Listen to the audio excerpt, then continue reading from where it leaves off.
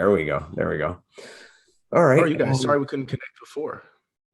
Dude, it was, you know what, everybody's so busy. And I know like even me, I've had a change in work stuff. So my schedule's all different now. And Beth's got her gym refired up and it's just everybody's so busy. And you had some thing going on, I don't know, of little relevance. Yeah. Yeah. It's been fairly busy, I would say. All right. We'll do the whole introduction thing. Welcome to the OFX podcast. I'm Dave Claxton. With me, as always, is the Abu Dhabi absentee, Bethany Pesney. And today we have back one of our favorites, David Magida, because he wants to talk about how the Raptors beat the Washington Wizards on Sunday night. Again, you guys just have our number, man. It's been brutal. That's good because I don't think they have everybody else's number this year.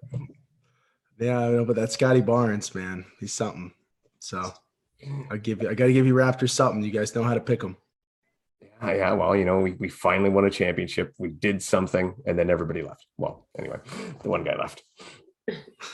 But so yeah, you were doing something going on, some things and stuff. Like you've been busy. I've been busy. Where do you want to start? Well, you know what? Let's start with Abu Dhabi, and then we really want to talk about Hyrox too. But we'll start with Abu Dhabi and your experience over there. And like, did you actually get all the sand out of your shoes yet? Yeah. I just finished like my last load of laundry.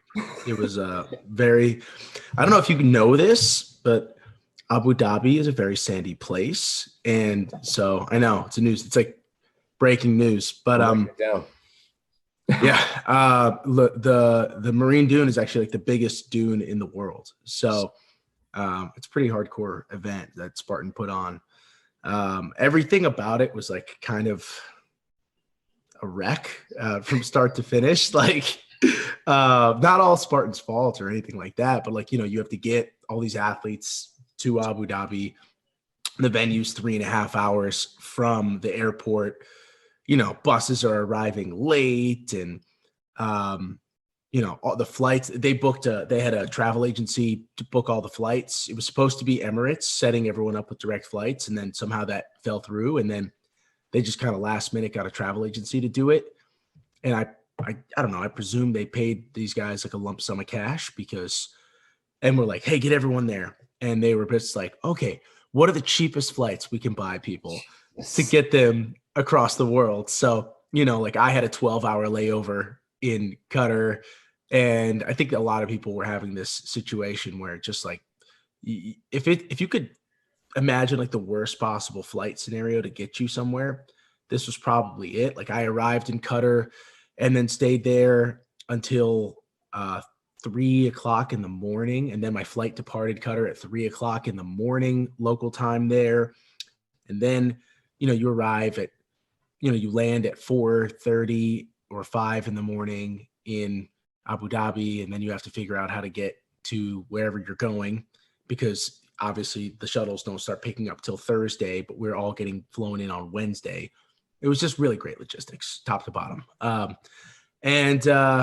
Yeah, so we got to the venue and you get given a 10 assignment. You could have listed who you prefer to stay with. So for me, it was Logan Broadbent and Mark Gaudette, and it's a fun group for me to travel with. And we all rented a car and drove in together. And really glad we rented a car. Oh my gosh, to not be beholden to the shuttles. And we were given our tent. We arrive in our tent. All the beds have already been slept in by God knows who. And there's cigarette butts everywhere. And just dirty clothes, no bags, just dirty used like desert clothes. We're like, okay, all right. So we come out and we're talking to some other people and they're like, yeah, it was like that in our tent too. So we just stole someone else's tent. And yeah, it wasn't really our thing. So we ended up like abandoning there's like an athletes area, and then there was a staff area, and then there was an area, I guess, for just locals. And we somehow, there was a Spartan volunteers designated area that was mostly locals. And then there was like a regular locals area. And we just kind of wandered into a different area to find tents and found some tents, discovered that the Spartan athlete tents are the only ones that didn't have air conditioning. Go figure. In the middle of the desert. And then tried to post up there, but security kicked us out. They were like, you can't be here. We have strict rules. There's a way we do things. Like, you have to be in your designated area.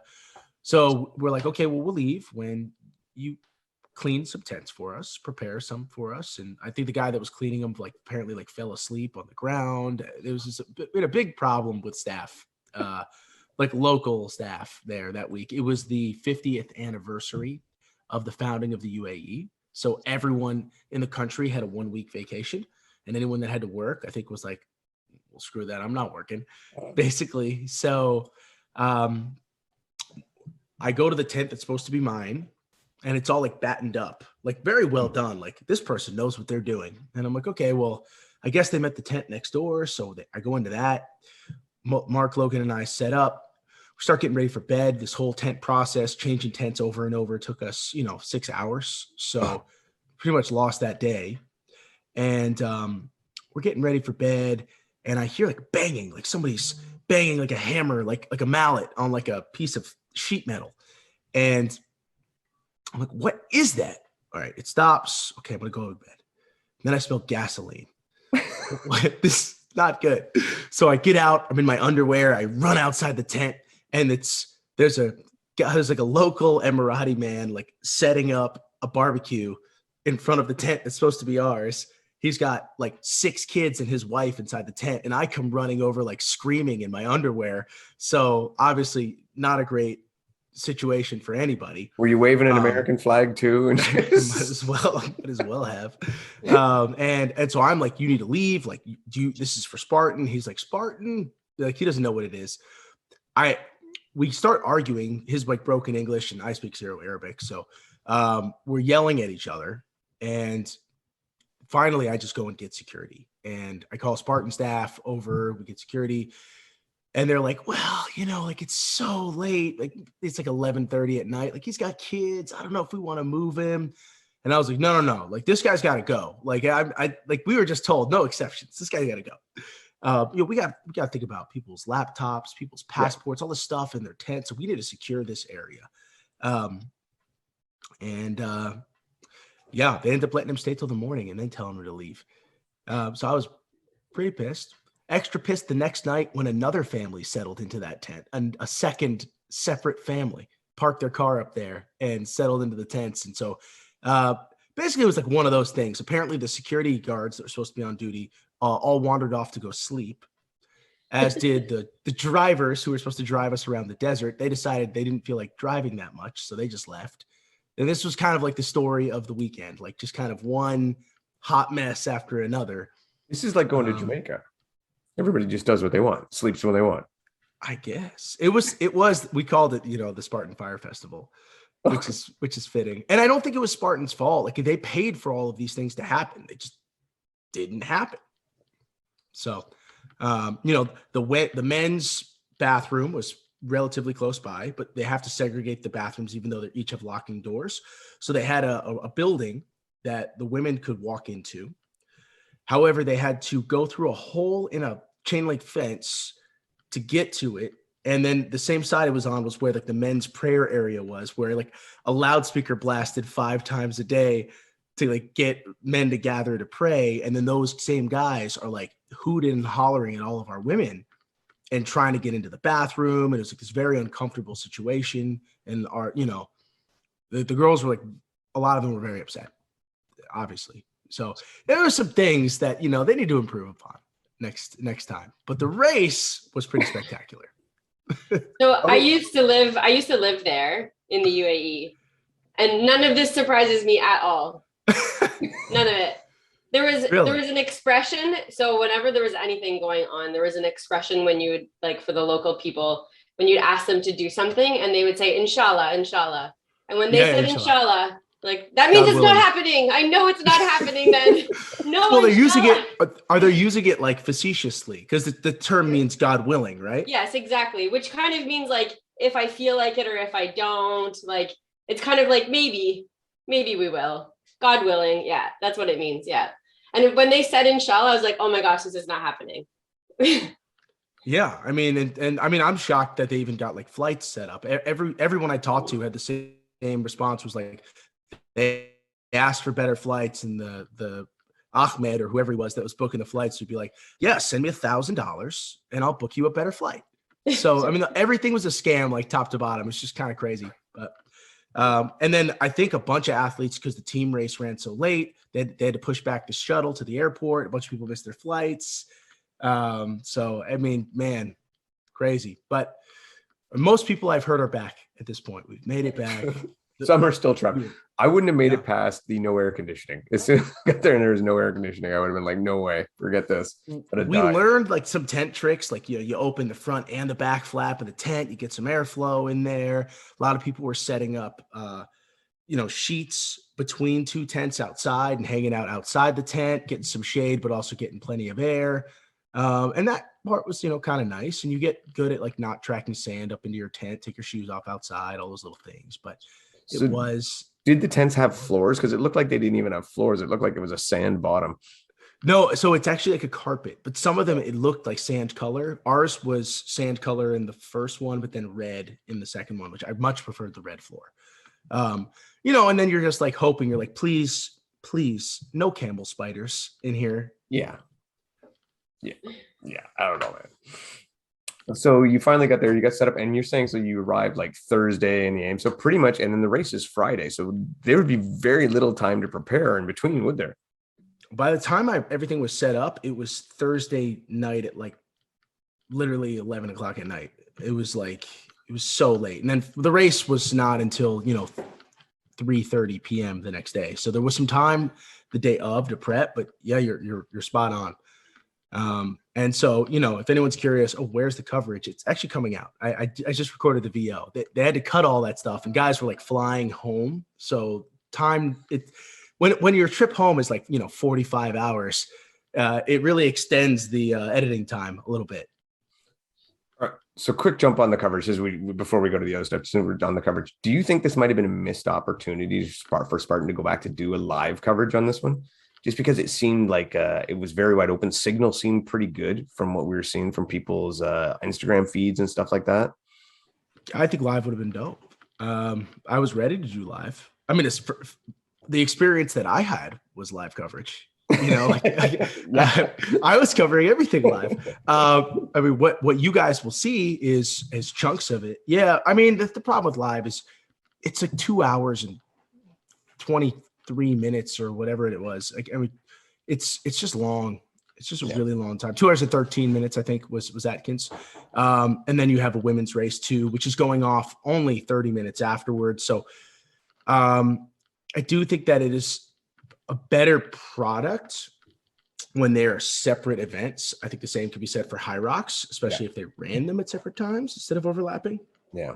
Separate subject we'll get into later. But overall, I mean, like it comes out as a better, more polished product, but I think there's also like the concept of like timeliness and you need it now. And it would be really cool to be able to combine those elements and have something quality and live. But I think what we've learned over the years is that it has a cost of, $100,000 an episode. And that's just not something Spartan's willing to incur.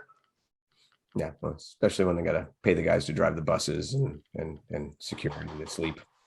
And they don't show up. Yeah. I mean, it's wild.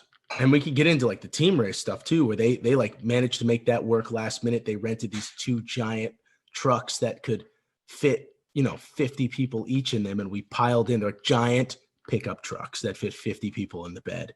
And we just piled in and rode out into the desert to get dropped off at our different zones. It was pretty amazing, actually. They found those the morning of the race.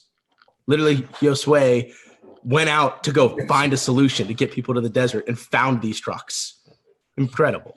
So yeah, let's go backwards. Let's start with the team relay, because you took part in the team relay. Right. And it was a relay, which I think now the last time I remember Spartan doing a team thing, it was like everybody went at once. The whole team went together. Had they done a relay before? I don't think so. This was way better format. The format was super cool for the relay. And I mean, I had told Mark Gaudet, like, hey man, like I'll run on a team with you. Like we'll find a female to run. Who do you think wants to run with us? And Alex Walker was down. So we submitted a team on like the Google form.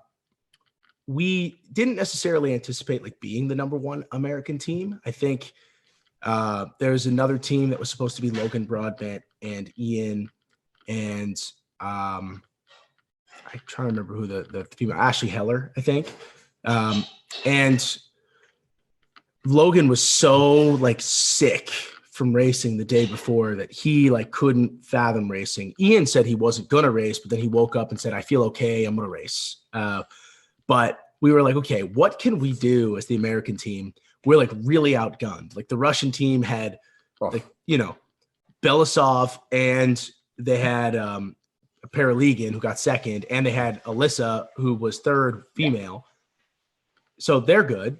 The French team had Miriam, who was the fifth female, plus they had Gregory Basilico, who was the fourth male, and then another, I think Gachet was somewhere in the top 14, 15 guys, I think. And then, so they're loaded. And then the Canadians, you know, obviously, you know, that's a strong team too. So what are we going to do to compete? We were like, okay, well, we figured we were told that all the legs were approximately the same length. The first leg is mostly running, and it would be about 2.5-ish miles. The second leg would be like 3 miles, have 2 carries in it. And the last leg would be a lot of downhilling, about 2.5 miles, a lot of obstacles. And we were like, okay, let's put Alex on all the obstacles at the end, and she can hold her own. We'll have Mark just drill the first event, and I'll crush all the carries. And Mark came out of the first run with like this massive lead. So I'm taking off running on the second leg. And I'm time trialing essentially because there's nobody around. So I don't know how to pace it. I haven't really run in this that much. I don't have sand gators. Like it's just like a mess. And I crushed the carries. I had the fastest bucket carry of the whole weekend actually. And look, one of the fastest sandbag carries, but I was being chased by that Gregory Basilico dude, who by the way is like a 14:35K. He's like an animal. And, so all of a sudden I look back and there's like the devil chasing me. And it's like, I'm running as fast as my legs can take me, but this guy he's unbelievable. I mean, he annihilated the second leg. I think he beat everyone by like 2 minutes on that leg. It turned out to be a 4-mile leg. It turned out to not be a short, it was half the race. So poor Team America got stuck with me running half the race for him. So we still had the lead when I handed off to Alex, but only like 40 seconds, not like the 2 minutes Mark had given me. So, and then French she's got running against like Atkins and. Yeah, man, they like literally, it just wasn't enough lead. I would have had to give her like 4-minute lead. Like they caught her by the time she reached like the top of the first climb. She was already behind like 4 of those guys. Like she said they went by like she wasn't moving, like twice her speed. Atkins told me like it was the fastest. I mean, he just said, he's like, I kept going faster and faster and my legs, like I never felt any lactic acid. He's just a freak. He's just a freak. That's crazy. So, I mean, yeah, so you guys ended up like sixth or something like that. Yeah. And I was like, honestly, I was even stunned. Like I anticipated when I heard what the Canadian team was going to be, I'm like, oh, well, they're going to walk away with that. Like, that's just a killer team. And then just they came third. I was like, wow. The Russian, I wasn't terribly surprised because I know them and I know the people, they're fast. The French team, they surprised me. I was not prepared to see them at the top. Well, think about it, right? Like Miriam she matched Lindsay for the first segment of that race, for the first half of that race. Yeah. Just in terms of like, she's very good at running in the sand. She lives in like the desert in Costa Rica and she runs it all the time. She's very good at sand running. And then this Basilico kid, I'm telling you, he runs like a 106 half marathon. Like he's a freak. And so, I mean, he's an animal. If he hadn't missed his spear, he would have probably been on the podium. Ooh.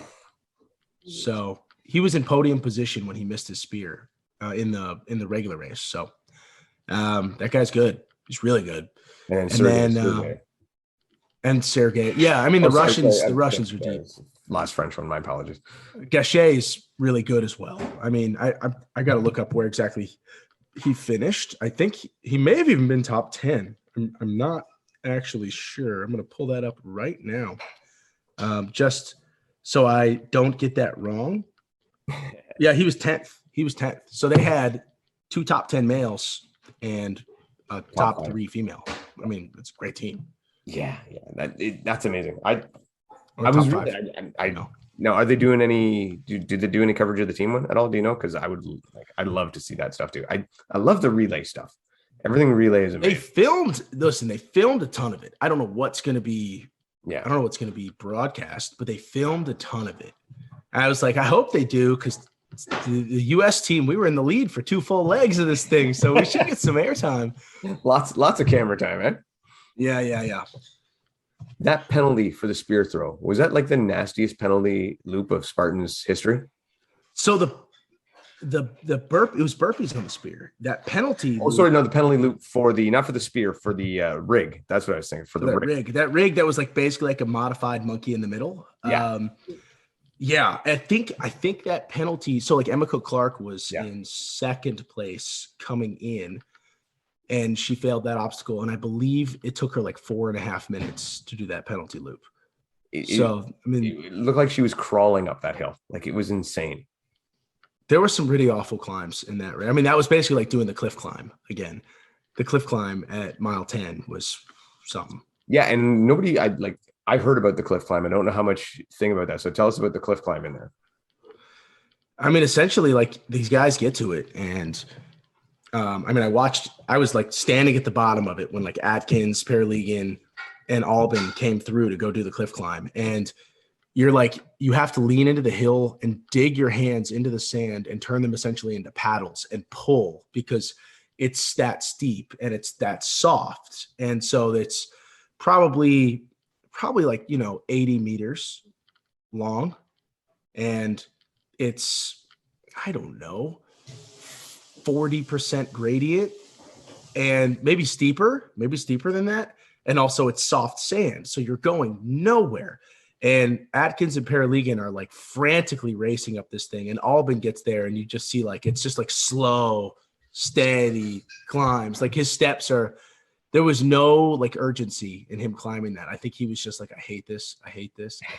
Like, and that's how it was, just crushing people all day. And you come off of it and you keep running uphill. You'll see it in the coverage. It's pretty serious.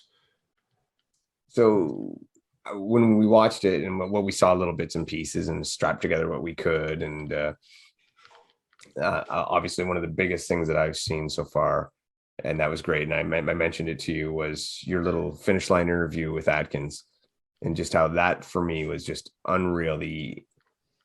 He's always so stoic and so composed. And there it was like, just like it all cracked. I mean, that must've been amazing for you to have that interview. Yeah. I mean, who's chopping onions, right? Like, it was, I mean, Atkins is like notorious. I don't know if he's just messing with me, but I'll be like, oh man, how did that feel? And he's like, good. Like, he just like avoids like extending his answers. And I'm like, come on, man. Like, I know you're doing this, you're messing with me, but here, like, he was just very overcome with emotion. I mean, this has just been such a long time coming for him, and 7 years of just like waiting for this, really 8 weeks to the extra missed year, like, of like trying to win this race and giving everything and coming up short and then not getting to race last year at the World Championships. It was just, and then literally using everything. Like, he thought he was going to lose this race. Like, Sergey came by him coming out of the end of the first loop into the second loop. Sergey came by him on the climb, him and Albin just blew by them. And then Atkins retook the lead only to lose it again. He was cramping up a little bit. He was like, my body's failing me. And Sergey went by again, and he responded. And I think like the level of the amount of emotional toll that takes is just, it's really high. Like, he couldn't hold it together anymore at the finish. It was really cool to see. It's like the robot finally has feelings. Like, yeah, Pinocchio is a real boy. Exactly. It was great. Like, because the other thing that it showed to me is just, and he may have played this nonchalantly before in the past, but it just shows how important that race was to him, and how it seems to, in his mind now, it seems to be pretty defined that he really has viewed this as the OCR World Championship, as the World Championship for him, as opposed to OCR WC, which, I mean, we love and is huge and it's great, but it seems pretty clear in his mind that this was that, that unicorn he's been chasing. Yeah, I think this still, like, OCR WC is a really cool event and an amazing thing and community unifying and all this stuff. But I think that this still is the pinnacle event in the sport to win. I wish that they would stop making it a beast every time, and that they would have a super where like the sprint, like the people that specialize in sprints and the people that specialize in beasts can meet on a middle ground that is like a 7-mile championship course and duke it out and see who's the best. But plus I think we can get really good coverage on it. But listen, this is what it is. It's been this way, and it's always been like this hardcore course that's always, you know, twice as insane as anything else you race all season, with the exception of maybe the Utah race.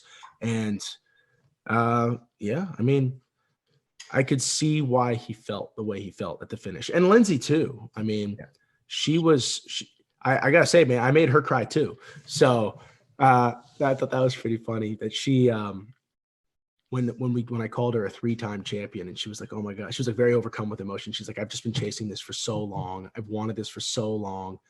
And that's been my goal. And we didn't get a race last year. And so I had to wait a whole nother year and put in all that work. And yeah, I think this was a special one for her too. And then to share it with Ryan, you know.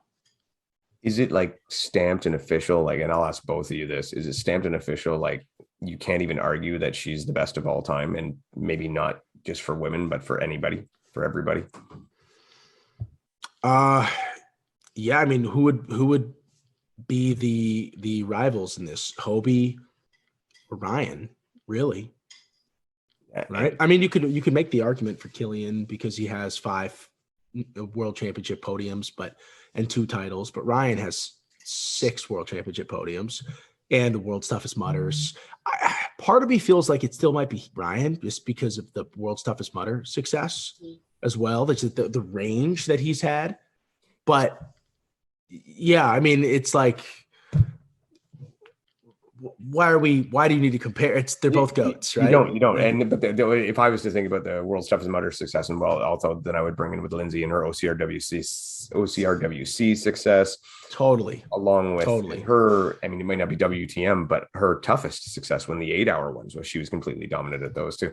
So and I think part of this is like she hasn't really had a rival until Nicole Miracle came along, and like interesting to wonder like how different this conversation could be if, say, Nicole had been healthy all year and won this championship, and now they both have 2. The whole conversation changes like really dramatically. Like, obviously that is like a crazy what if. Yeah. And I think that this course favored Lindsay anyways, but it's just a fascinating thing to think about. Like how, like, I think their legacies are set regardless of how this played out this weekend. But this helped Ryan a lot more than it helped Lindsay. Yeah. Did Lindsay say anything then about her retirement? Briefly, and stuff that I've spoken with them privately about too. But they're not like she was at a point of being like, because I kind of put her on the spot in an interview that you'll see soon. But she made like a point of being like, I'm not pregnant or anything like that. Like she wanted to like be very clear about that. But no, she's got some business things she's exploring, and I'll let her tell that story. But she'll still race. I just don't think she's going to be, and she'll still train. I just don't think she's going to have as much time for the next year as normal. And I think if she's going to do it, she wants to feel really prepared, but she doesn't want to come out and kind of be like a shell of herself. There's no better way to go out than the year she's had, which is possibly the most dominant year anyone's had. Yeah. I mean, the only thing I can think where she didn't win was one Savage race, which was like a tune-up race, and everything else she just was on fire. Hildervat. Oh yeah, Hildervat. Hildervat, that's right. But like, come on, like, you know, I don't think. I mean, she never had a chance at Hildervat. It just was not that type of race. Well, and we were still in lockdown at that point. Like, they hadn't been in a gym or on obstacles or nothing. So a year and a half. Yeah. Yeah, I still think that one was not designed for her at all. That was It wasn't. Right. It wasn't. definitely been like, let's make a course that completely plays to everything against Lindsay. Doesn't Yeah, put it- exactly. Like you remember back when Tiger Woods was like really dominant and they used to like tiger proof courses. They'd be like, okay, like what are all the things we could throw that he's like that are like his weaknesses, Yes. and we'll make courses built like that. And he was still winning. Like I think they were like Lindsay proofed that race. So After all of it, do you think, well, I mean, before I even ask that, is there anything else that like jumped out at you as a surprise? Anything that caught you off guard that you didn't expect? Someone that performed a certain way beyond your expectations, or maybe someone who didn't perform as well as you would expected? Sergey Paraligan from the jump. Wow. I mean, this guy just has an engine that just doesn't quit. Like I said when we were recording, we saw him at like mile 6.5, and I was like, Sergey's fading. Like, see you, dude. Like you're done. And then like the next time I saw him, he was in first place. He just doesn't stop. His motor doesn't stop. It's incredible. So that was very impressive. Everyone's gonna, I think a lot of people talk about the American performance and like how disappointing, and there's a lot of factors that go into play there. I mean, one, who wasn't there? No Woodsy, no VJ. Yep. No Ryan Kent, no defending champ Robert Killian. Not that he's in like peak shape right now, but like think about all the people that were not. No Tyler Veerman. Like No these Nicole. are like no Nicole, no Kempson. Like these are no Alyssa Hawley. Like these are a lot of top racers who are not there. No Rhea Coble, if you count her. Does she run as American? It's like I never really know. I think She's skipping to try out for the Skimo team this weekend. Yeah.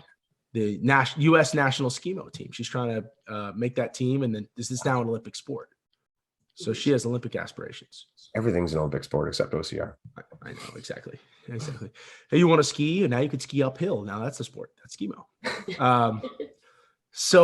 But I think we're missing a lot of Americans. You traveled for it's not like we got direct flights and flew over for 15 hours. It was like everyone had like a 35-hour trip over here, which is just like crazy. And everyone just felt like crap. Mark Gadet literally landed like the day before the race. Like he was a wreck.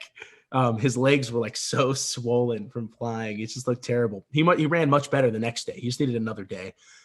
If you didn't have sand gators and you just had like regular gators, you just were way behind. You just really kind of had no shot. That was huge, and like lessons learned for a lot of athletes for next year. And I also think like the terrain itself, like it took away a lot of the speed.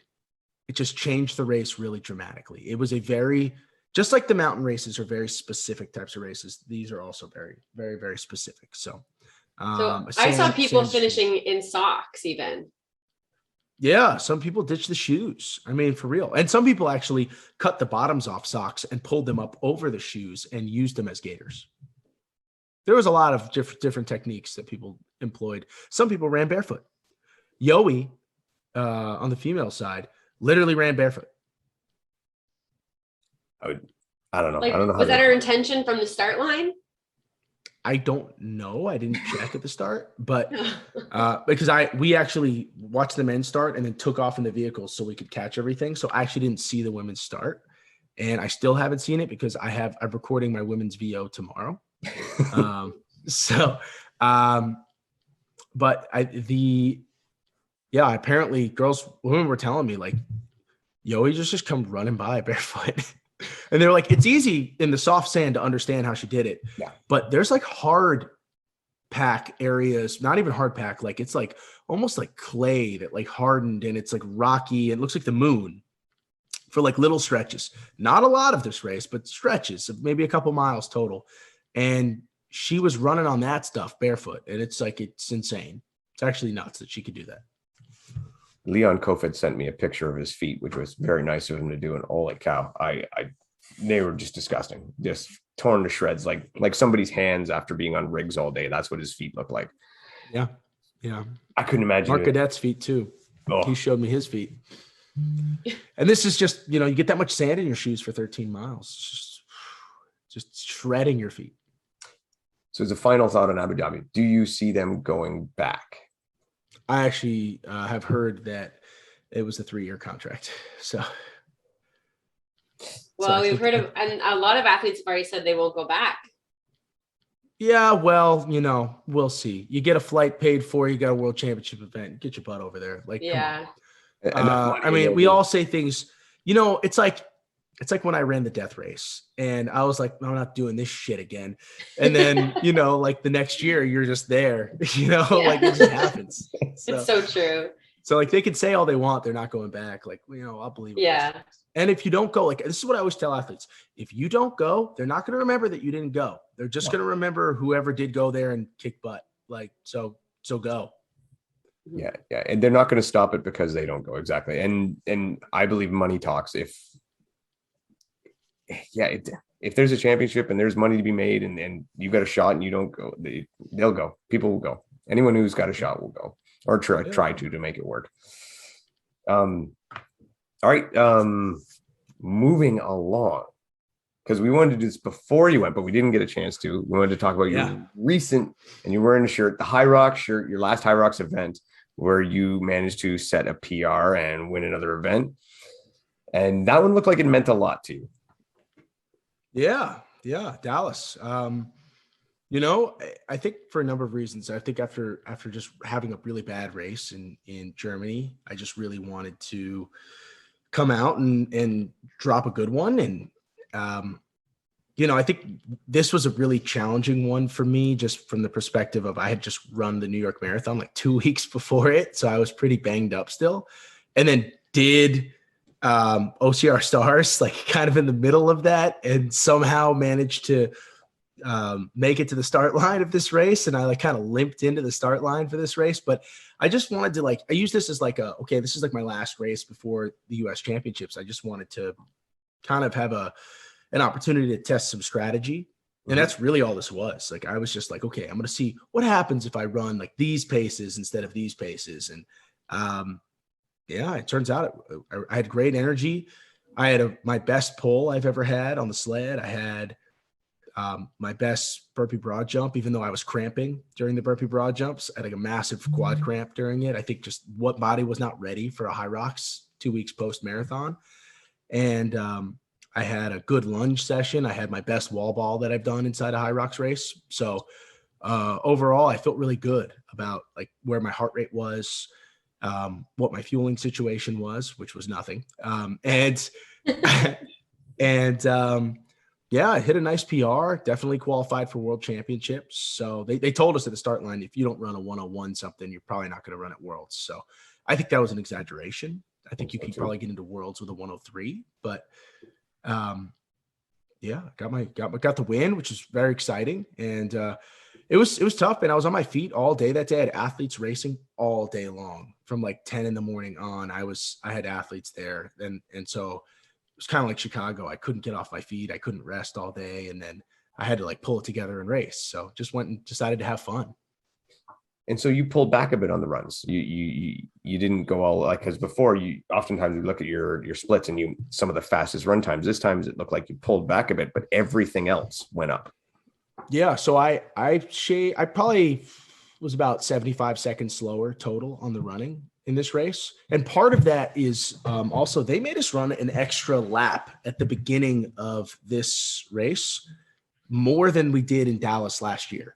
So the exact same course as last year, except, the layout is slightly different for the stations, but my rock zone time was like the same. And we had to run an extra, I guess, 3/4 of a lap, you should call it. So the first loop, you had to do 4 times around instead of 3. And so my run split was like 4:15 on that first run when it's probably running like, 3:35 pace or something.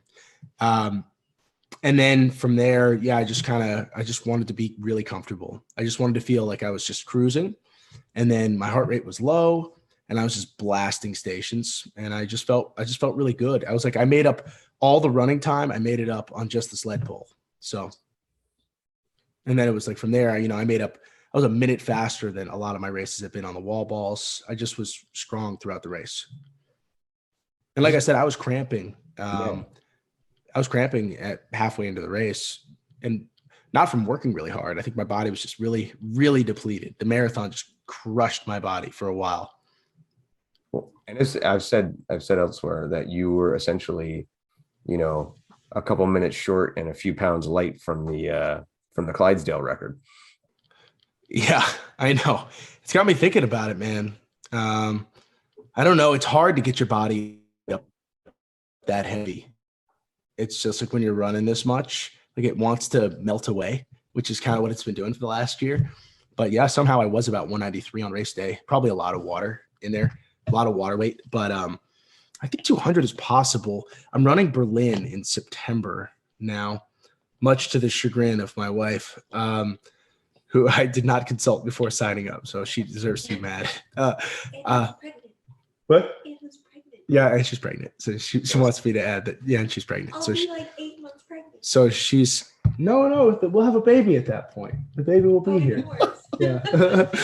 She's got pregnancy brain right now. She thinks she'll be 8 months pregnant in September. She's 6 months right now. You're doing awesome husbandry, dude. Way to go. Listen, man. I looked at it this way, and it's really hard to maintain marathon fitness. I really at 35, I'll be 36 next year. I've got like one more shot at like seeing how fast I can take this thing. And we ran 2:37:41 in New York, which is not a fast course. It's a very slow course and a lot of climbing, really hard. And honestly, I don't even think I was as dialed in as I could have been because it was like Hyrox all year. And then I was like, okay, let's spend 6 weeks, like train for a marathon in 6 weeks. We'll just pivot. And I just started running like 70, 80 miles a week for like 6 weeks. And then it was like, boom, marathon. If I get like a whole year and I can maybe knock another 4 minutes off my marathon time in my tune-up race, which will probably be in June, we'll see. Then you take a Berlin course that's 5 to 7 minutes faster than New York traditionally. And I have the opportunity, who knows, maybe I can go under 2:30, which is really fast. I mean, that's crazy fast. And it's something I never kind of envisioned as possible, but all of a sudden I just feel like I've got this marathon thing maybe figured out. Like I've dialed in enough. Like I've blown up in all my previous marathons till this one. And like, maybe we got it now. Like stay really disciplined. It's kind of like Hyrox. You have to stay really disciplined, especially early, and not get caught up in like the, I feel good, and just be like, it needs to be like almost uncomfortable. It needs to feel uncomfortably slow in the beginning. Like, oh no, like this is too easy. This is too slow. I need to go faster. And you don't, you just stay. And that's what I did. I mean, I just ran even splits for the whole thing, which tells me I can go faster. So we'll see. It's going to be exciting. First, we got to deal with Hyrox. I mean, it's Hyrox season first. We got Chicago. And then if Kate lets me go, Worlds in Las Vegas. When's the baby due? The baby's due March 13th. So I know, right, Dave? Whatever. It's man. Fine. It's fine. We have no family here. Yeah. And of course we have Spartan broadcast next year, which they have national series in February and March and May. So that's going to make things super convenient. Yeah. Well, as far as the kids go, I've neglected mine for 21 years and they're still here. They won't leave. So don't worry about that. You really don't got to pay a lot of attention to the kid. They just hang around. I am interested because Hyrox Chicago, that's obviously the next one on the docket. So you're going for that. That's the US Championship. Yeah. Is like when you're saying you're preparing for next year, are you planning to try to peak for Vegas, or when are you trying to peak? Like what would be the big race day for you? Well, I intend to PR in each of my Hyrox events moving forward. I think if you look at my race history, with the exception of Chicago, I did PR. I have PR'd every single time. Maybe by little small increments, but it's been there. Now I've cracked the code. So now it's just about fitness. Like I was not prepared in any way for Dallas. I could barely push the sled because I hadn't pushed a sled in 2 months. I was cramping on lunges and cramping on burpee broad jumps because I hadn't been doing any of those. So now it's like, okay, I'm about to do a ton of that for the next month and then we'll see. And then I'll ease off the gas, but I'm about to live on lunges and sleds and burpee broad jumps and then, and wall balls. And I'll just be very much more prepared. Like I think sub 60 is now there. It's for sure now there, especially if the distances are right. The rock zone that I had was about a minute 10 longer than the rock zone that Ryan Kent had when he ran an hour and 7 seconds. So that puts me much closer in that ballpark, probably only about 40 seconds behind right there. And then if I'm not cramping up, if I didn't run a marathon right before and OCR stars, yeah, I'm probably in that sub 1 hour. So I think Kent and I are in for a really good duel. Like he and I have been texting a lot. Like we're really excited to race each other. The idea of like pushing each other and, you know, kind of bringing the best out in one another, seeing if we can both bring each other like a massive PR would be so cool. I'd love to see you both go under 60 for that one. That'd be a great race. And we will be able to see it live. So that's big. We're going to be there for that one. Yeah, and I don't know if Hunter will be there or he won't be there, but you know, like he talks a big game, like he's not going to show up to these things. And then he always comes. So yes. I think I'm as prepared as ever to go head to head with him. Well, and you and Kent went, like you said, head to head, no OCR stars. You guys battled right there. I think we were a point. There was like 1 point difference between us. Yeah, which could have come down to like a couple of seconds on a dead hang or something like that. Or do you know what I think it, you know, in part, like I just didn't have the juice. It was 4 days that the deadlift one was 4 days after my marathon. I did it 4 days after. And yeah, I just didn't have energy. And I tried to redo it on the Saturday that it was due.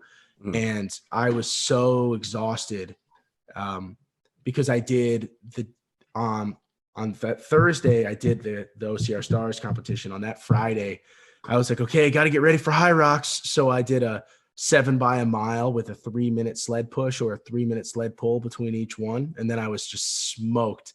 And I tried to redo the OCR stars on Saturday and I like could barely deadlift like 400. So I was like, okay, that one's done. Can't redo it. Went and did the toes to bar event. And I've never done toes to bar in a workout before. So I've actually never really done toes to bar in general.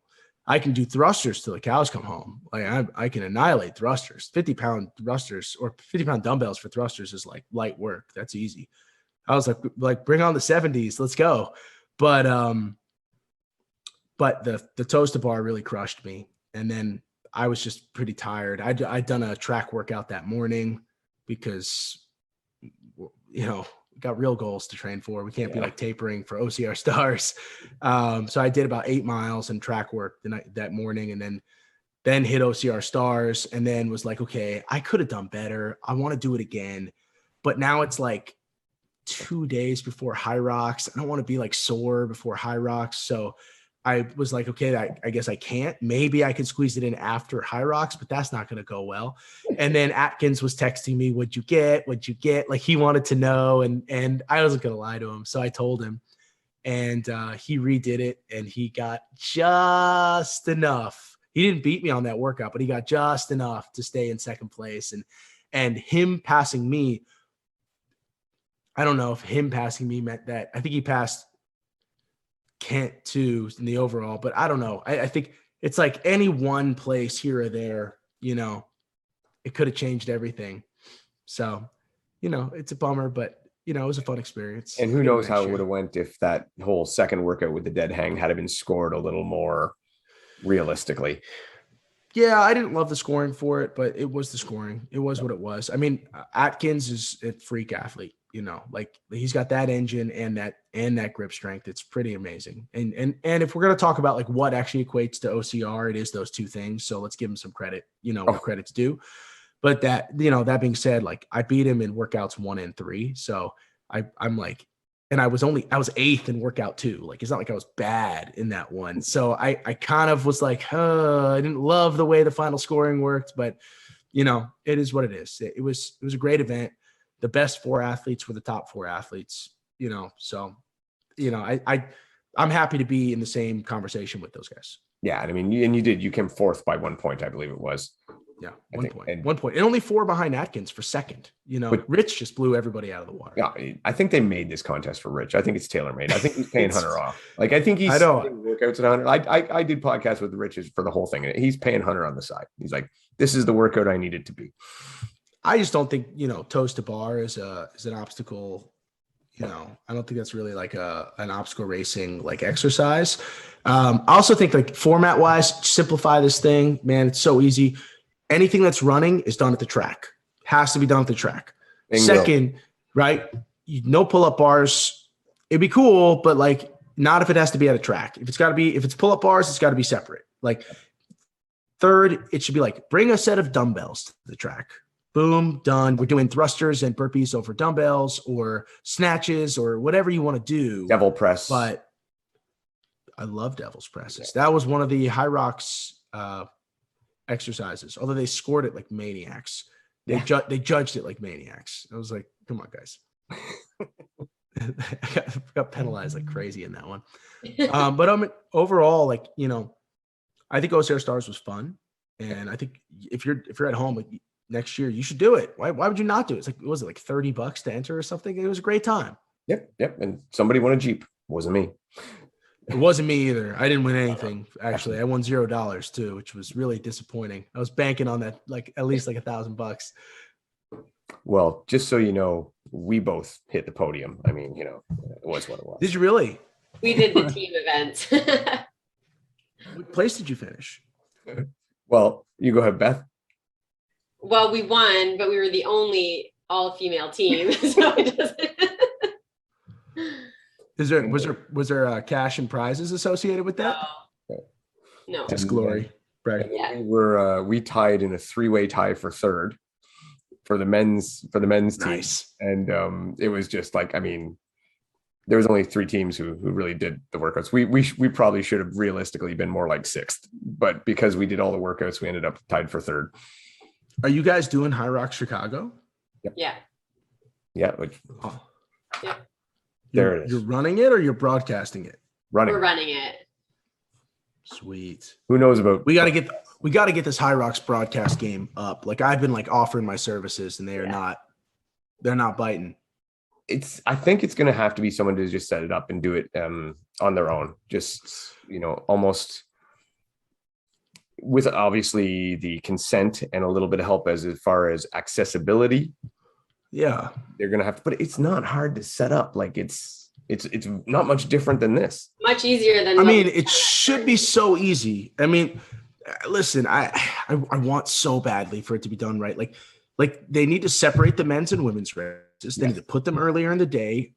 They need to be like when we did the Hyrox Invitational, it was a 1 hour devoted to the men's race and then like an hour devoted to the women's race. And it was so cool to stand there and watch it in person or probably for you to broadcast it. Yeah. And now it was like the women start and then they're still racing and the men start. And then while we were racing, they cut off the coverage because the relay started and Lauren and I were supposed to be on the same team for a relay. We had been like invited by like the Hyrox headquarters to do it. And they were like, yeah. Like, like it's going to start when you're 40 minutes into your race. So if you finish in an hour and you're the 4th leg of your relay, you could just run over there and just jump in and do it and it'll work.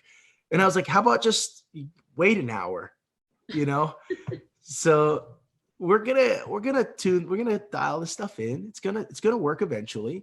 Yeah. I think when they're adding new concepts, it takes some time to really figure out how to make it fit. But, the other big, it's just, I want to see the races be in the morning. I want to race at 9 a.m. I want to race. I want to show, like, I think when ordinary folks come to a race, they want to see how do the pros do it. And they'll come early to watch the pros race. So they can be like, I want to learn from them. I mean, it's really cool to watch the pros race. So I think, they have all this data that shows like the most amount of people are here at this time, but these people aren't like going out and getting drunk on Friday night. Like they'll get up early and come in. Yeah. They're going to go get drunk Saturday night after the race. Yeah. Well, they would if, they could leave the race before like 7 p.m. Yeah. Trying to I'm personally trying to run the race by like 9 or 10 and by like noon have a beer in my hand. That would be great. I've said this, or I don't know if I said it, but I've told some people that I can revolutionize like Hyrox and DECA coverage with $100 at Home Depot. Let me rent a scaffold and put it dead center in the middle. And then you have a camera right in the middle, 360 view of the whole thing. You can even put your commentators right up top there, mic'd up, and they can watch the whole thing, and they can have a couple of screens, watch the cameras for the people. You only need like 2-3 cameras. It's so interesting you say this, because I think I talked about this on your podcast last time I was on, was that this was the plan for our DecaFit broadcast. Oh, the Deca one we were talking about this. Yeah. Yeah. It was going to have a catwalk that I could walk in the middle of the area. Yeah. But then pivoting cameras, and you'd actually have 2 at the top, and they each could cover about 180 degrees. Yep. And then you'd have guys on shoulder cams that you could cut to, but it'd be so easy. And you would not have this like jumpy, crazy mess that they have. You need to have a couple permanent cameras, especially because they could easily turn to fix on a whole station. You get that long shot that they get in CrossFit that they mix with those close-ups. Yes. Those long shots are key. Yeah, every major sport does that. Like you said, that basic long shot, a hockey game, a basketball game. You're usually on that constant one camera, and there's just all these auxiliary ones that fly in every now and again. And then if you look at like the Dallas race, like it's okay. Brent and I arrived in second and third to the sled push, and we quickly moved into first and second. And then Brent like pulled ahead on the sled and moved into first. And then I came out in second, and then Cole somehow came out in third. And you have like, you can see that on the long shot, the shift. And then you go to the close up of whoever's in the lead now. Like it'd be very easy. And you can cover the run then so easy. And your local cameras just have to shift from station to station. You can cover the run part from your high 360 cameras. Exactly. Yeah. I mean, we have this vision, Dave. We should make it happen. What we don't have is the money.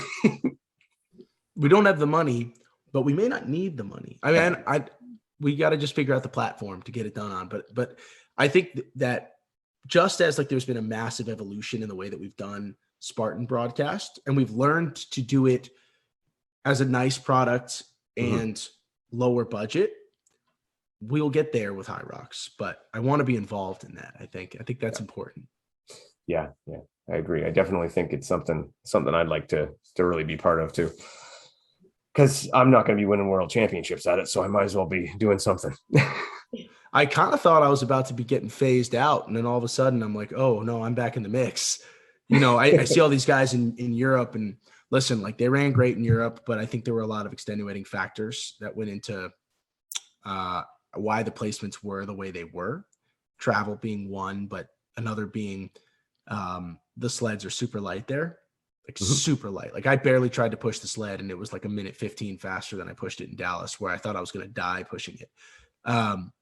And then, you know, there are other things like, you know, I ran like an insane madman on the running sections because I got caught up in a snafu, which was they had us all run into the ski ergs, and it was a mad dash. I actually was in 16th place coming into the ski ergs. I found out afterwards, 16th. And I did not know this at the time. I knew I was way back. But we came in, and I ran a 3:28 first split. It was very fast. But everyone was like insane. And as you run into the ski ergs, everyone's stopping, and there's ski erg, and they're all stopping short in front of each other. And like guys are running into each other, trying to find a ski erg. And the ski erg in front of me got taken, and the one behind me got taken, and the one behind that got taken. And the next thing I know, I'm running around frantically trying to find a ski erg. So I was 15 or 20 seconds behind everybody when I started skiing. And then I came off the ski, and I just ran like an absolute idiot for the next 1,000 meters to try and run back into that race. And then I was blown. So I think that some things like that happened that won't normally happen. You know, like won't panic like that. Again, I actually expect, it's not even like I'm not talking out my ass or anything. Like I actually would be shocked if the Americans don't go 1, 2, 3 at Vegas Worlds. I would be shocked. I wouldn't be. I don't know if I'd go as far as I wouldn't be shocked, because I could see Tobias somehow getting in there. Just specifically him. I mean, he's pretty fantastic. But just like you say, with the travel and the difference in the sled, we have seen it with every European that has come over. None of their times have been remotely close to the European times. No, I mean, Lucas came over and ran like 103. Yeah. Roncevic came over and ran 109. Yeah. This is a common thing because there's two elements. There's the amount of time the sleds take, which is adding minutes to them. I think Roncevic did a 6-minute sled push in Dallas. but there's also the element of the fatigue. They are not prepared for how demolished your legs are after the American sleds. They just aren't. And everyone's probably thinking to themselves, like, what are you talking about? American sled, European sled, they weigh the same. They do not weigh the same. No, there's the same amount of weight stacked on them. However, the sliders are different on the bottom, the skis, I should say. The weight distribution in terms of ski position on the sled is slightly different. The stack of the plates is wider and narrower, and I think the carpet is just not the same. And we had the Hyrox HQ people, man. They went from Hyrox America. They went over there to the most recent race in Hamburg, and they were running with those sleds like they were on ice. Yeah. So when I see Tim, I don't know Tim's last name, the German guy who just went under 60. I think I know who you're talking about. Yeah. That was when I see Tim run a 59.40, I know he's a really good athlete, but it's just no way he's going to do that here. You don't have to have any evidence about the sleds other than just looking at the time splits from the athletes who have done both and see it on both sides. And you can just tell, like, there's something different because it is consistent through everyone. There's just, it's funny because, like, you talk to Christian who owns Hyrox, and he's like, I think he's just convinced that, like, the Europeans are just way better athletes. And so it's like his proof is like, look, we're championships. But, like, I'm sorry, man, but, like, you don't have 20 guys there who are pushing sleds better than Hunter and I. Like, it's just not happening. Well, and I know Lauren and Rachel both said the same thing after when they came back, that the sleds were that much lighter. And if you thought our sleds were light over there, you should have seen the sleds for the other racers that weren't in the championship wave, because they had a different sled. And there, Alexander Fallick pushed the sled in like 112. 112. But I had a faster sled push than him in Dallas. So I saw a video of the team event with Hunter and Tom Hogan, and they were literally running, pushing that sled. Yes, that's what I'm saying. It looked like when Tom was pushing it, it looked like Hunter was having a tough time keeping up to get to his turn to push the sled. Oh my gosh. I'll dig that video out and I'm going to post it. I would love to see this video. Courtesy of Ian K from over in the UK. He sent me that video and it was, I would love to see that video. Yeah, I'll find it. Yeah. So I just think, like, it's Tim Winesh, I think I think, like, Alexander Roncevic has pushed our sleds. Toby hasn't. Tim hasn't. I think they're in for a little bit of a shock, and maybe they'll be prepared. Mm-hmm. Like, you don't have to be huge to push our sleds. Look at Dylan, man. He can push those sleds. Mm-hmm. But I think the first time you hit them, it just it surprises you. I mean, it still surprises me. I still get to them, and I'm like, what the hell? So I think because you look at the weight, and the weight's not that huge. Like, when you think of the weight, I mean, I see you guys in Dylan pushing like 1,000-pound sleds in the gym and stuff like that. And these are, what is it? It's 386 or somewhere in that neck of the woods. Am I right? Something like that. It shouldn't be that crazy. It shouldn't be. And yet there is I think when you do physics equations, they talk about the friction coefficient. Mm-hmm. Something going on there. I mean, there is a multiplier of exponential difficulty through the friction coefficient. Yeah. I don't know. It is the only thing that worries me going into it in Chicago, having never done one before. It's the only thing. And I tell Bethany, where it's like, because everything else, even if you have a bad day, you can slug your way through. You can just keep pushing. But if you can't move that sled, you are done. This is your first Hyrox? Yeah, my first one. Yeah. Oh, God have mercy on your soul. I know. Don't say that. I'm actually looking forward Bethany, to expecting to be. Bethany, your first Hyrox, you had a out of body experience, didn't you? With the sled pull. Yeah. We all had it. I had it too on the sled pull. It was not good. But you figure it out. I'm expecting it. I'm sure I will not do what I'm capable of. I will get a kick in the face and deal with it and move on to the next one. But it'll be fun. Best tip I can give you is practice clearing the rope. Get your practice clearing the rope. That's, for me, it was just my rope management was real sloppy for a few races before I got that down. Helps a lot. I had the fastest sled pull in Dallas this past race. There you go. Yeah, you can turn it around real quick. And then if you go to Vegas, everyone has to race pro weights. Well, I'm doing the pro weights. So I'm doing the pro weights anyway because I figured I might as well do them. Oh, so you're going full bore. For me, I'm not as normally when I do stuff like this, I'm not as worried about the weights as much as I am about the run. It's the running that I'm not good at it, so. Listen, I've seen a lot of big, strong guys come into the Hyrox sleds, and they're solid for about 1.5 laps of it. Yep. And then their world starts to fall apart. Their shoes start coming off, and it's just wild. Just gonna sit down and have a cry for a little bit and then back up. Yeah, or they start just passing out. Yeah. So, I think it's gonna be really fun. I am pumped to see. Except I'm gonna be racing when you're doing it. Yeah, well, who knows where the waves go, right? We'll see how that all turns out. But someone's gonna have to film that. The good news is I'll be on the course much longer after you're done, no matter when you start. So it'll be all right. You'll have lots of time.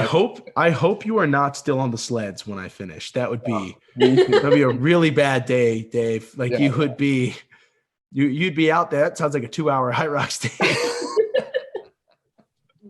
I'd still beat Matt then. Is that Mabby Davis? Yeah. What did he run? Like 220 or something like that. Did he run the pro or the open? No. The open? Still like 220. Oh my gosh, man. It's carnage. It's just crazy. So having run this marathon, during it, I was like, for 18 or 20 miles, I was like, this is like a piece of cake. And then the last 5 miles of that race, I was like, God, this is like the hardest thing ever. And then you go and you do a Hyrox and you're like, God, this is like the hardest thing ever. And then you're out racing through the sand in Abu Dhabi. And I'm like, this is the hardest thing ever. All of these things are just so hard. It's just it's ludicrous that we do this to ourselves. Wait till you try to help. They're all hard. Wait till you try to help your kid with grade 6 math homework. That is the hardest thing ever. Oh no. I'm good at math. I think I just need to study. I'll just need to study up. I have a few years to learn how to do math again before my kid is in 6th grade. So I think we'll be all right. You do great. Well, Beth, I think that's all we got time for today with Dave. You got anything else for him? No, thanks so much, Dave. We look forward to seeing you in 6 weeks in Chicago. Thanks, guys. Yeah, I'm excited to see you all too.